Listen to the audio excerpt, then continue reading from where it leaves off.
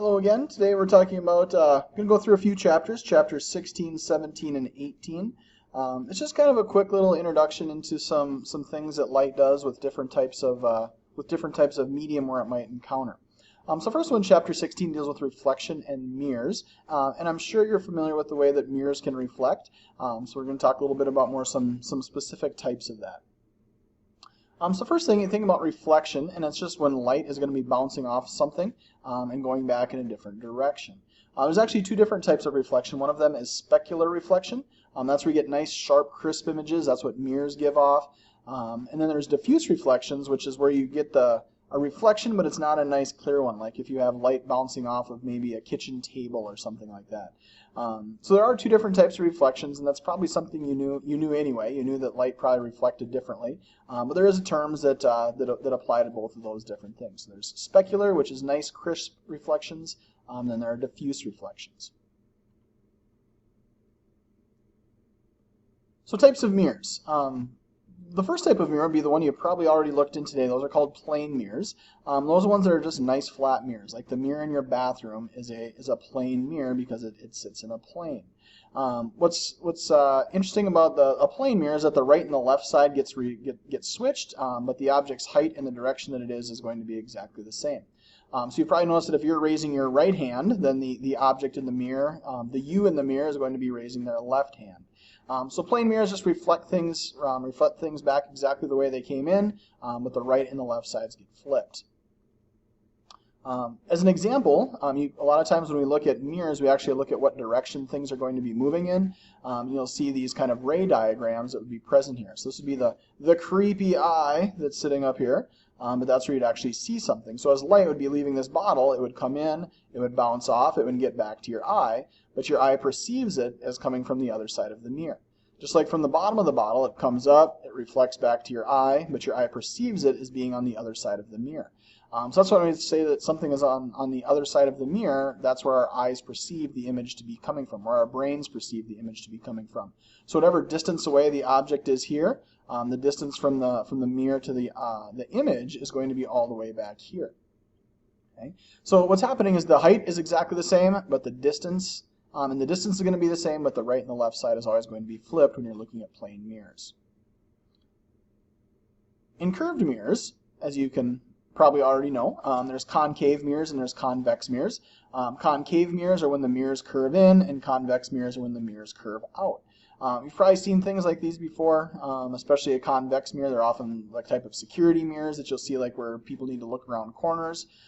Concave mirrors, probably not quite as common, but both of these mirrors have a focal point, and it's the place where light converges. Okay, so in a concave mirror, that focal point is going to be in front of the mirror, but in a convex mirror, that point is going to be behind it, and I'll show you that here in a second.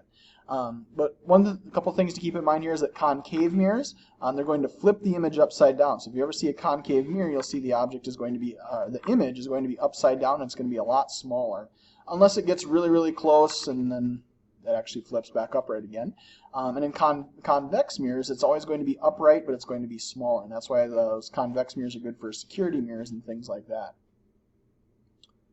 So here would be an example. Here on the left, we'd have a concave mirror. So this would be the curving in, the shiny side would be over here. This object would be upright and away from it. And then as the light comes in, you can follow these paths back where it's going to be reflecting at. And it comes back and it forms the image. So you can see here your object is upright. This image would be what we call inverted, okay, because it's going to be upside down and it's going to be smaller. So unless this object gets way inside your focal point here, that's when your object is actually going to get right side up. For a convex mirror, the shiny side is on the outside, so it's curving out is how I always like to think about it.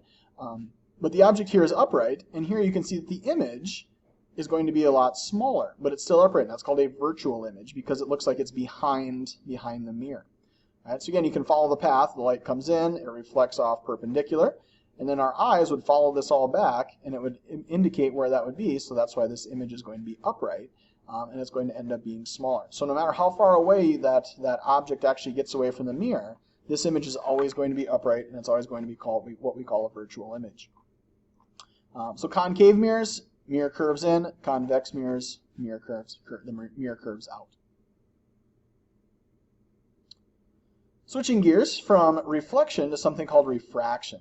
So reflection is when light actually bounces off something. Refraction is when light actually goes through it and changes speeds. So refraction, it said when the speed of light changes based on the media it travels through. That's going to be called refraction. So here there's going to be light entering the pool. This pool, we'll say he's a physicist, is experiencing some crazy refraction that's going to be going on there. So you've probably experienced refraction before. If you ever looked into water and you've reached in to grab something and it's not where you think it's going to be, that's light refracting and your brain playing tricks on you in the same way that the brain is playing tricks on you here too. So the speed of light is constant, but it's constant in a given medium. So that speed of 3 times 10 to the 8th that we talked about before, that's the speed of light in a vacuum. As soon as light enters air, it's going to slow down. If it enters water, it's going to slow down again. And when light changes mediums, it's going to be changing speed, and that net result is refraction. You've also seen refraction before if you've been driving and you look down the road on a hot day and you see what might look like water out in front of the road. Well, that's light being refracted through different densities of air. It changes its path and it gets refracted, and you see that as that kind of swirling watery shape that might be up in front of you on the road. That's also caused by refraction. But one of the places in science, especially in physics, where you might see refraction is in lenses.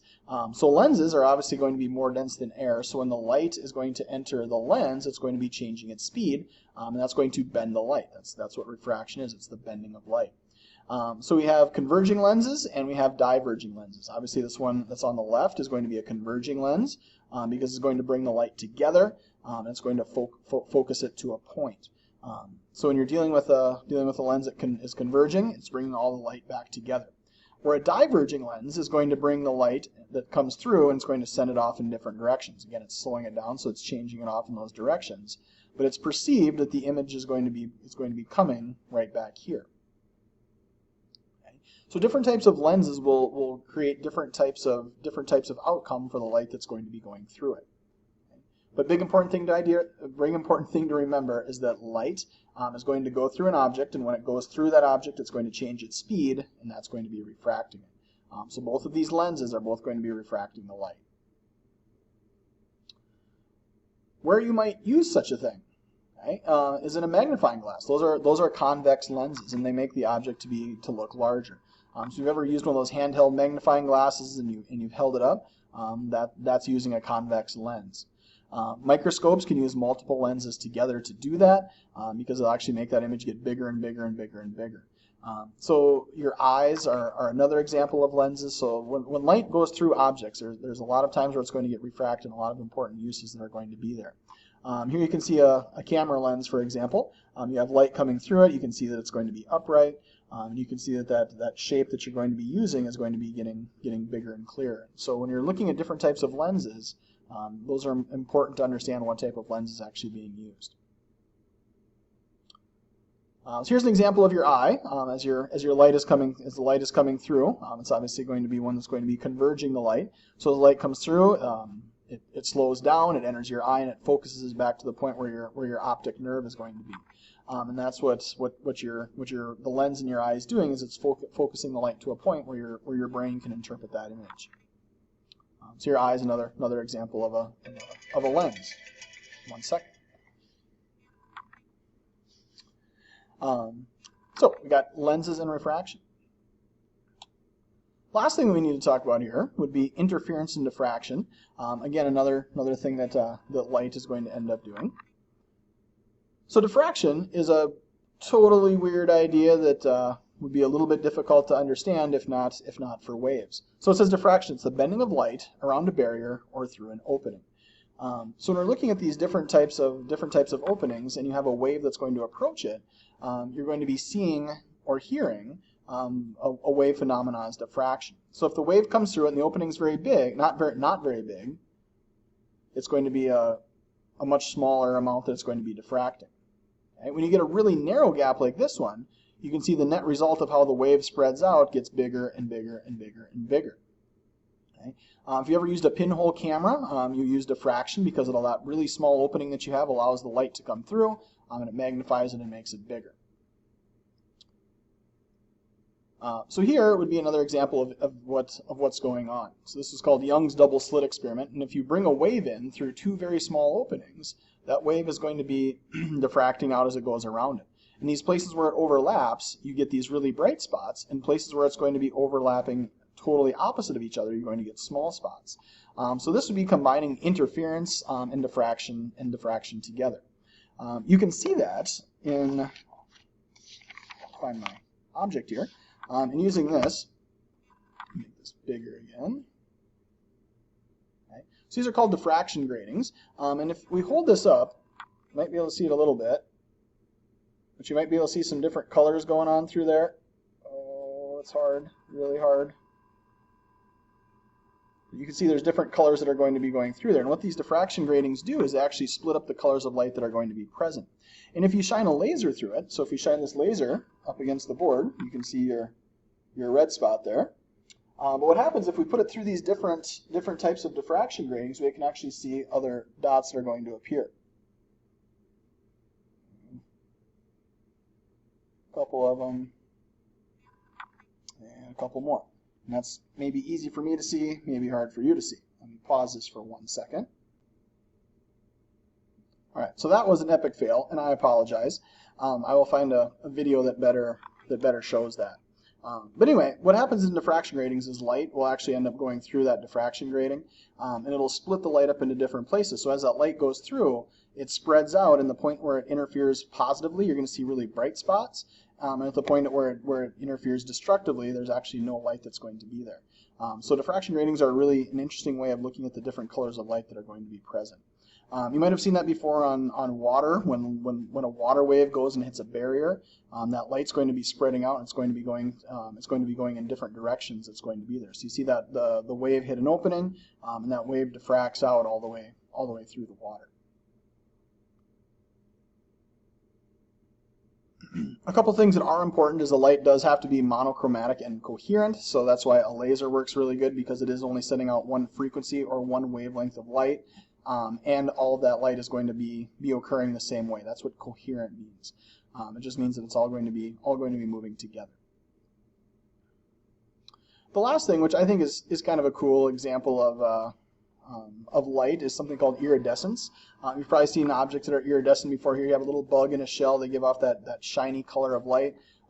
The back of a DVD or a CD will look the same way. That occurs when you get lots and lots and lots of little openings that are going to be there, and you get a lot of diffraction happening. And all those colors are going to be blending together and give you that rainbow of colors that you're going to be seeing. So if you've ever seen something like this before and wondered what in the heck that is, well, that's where you get a lot of light coming in. It's being refracted, it's being then shot off and being diffracted again. You get interference taking place, and you can see all those different colors of light that are going to be present. And that's called iridescence. So anyway, if you have any questions again, let me know. Hopefully I can answer them for you.